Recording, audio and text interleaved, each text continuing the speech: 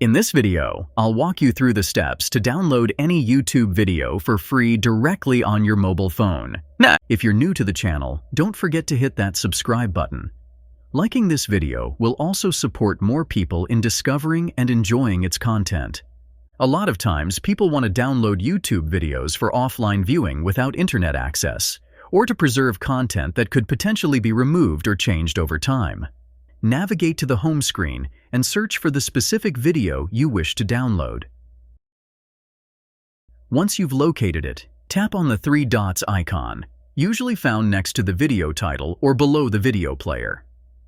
Wait momentarily for the menu to appear, then select the download option from the list.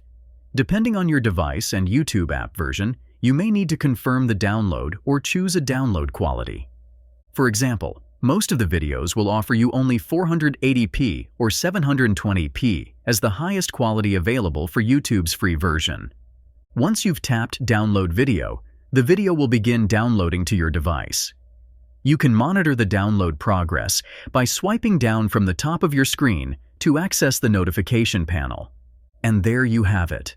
You've successfully downloaded a YouTube video directly to your mobile phone.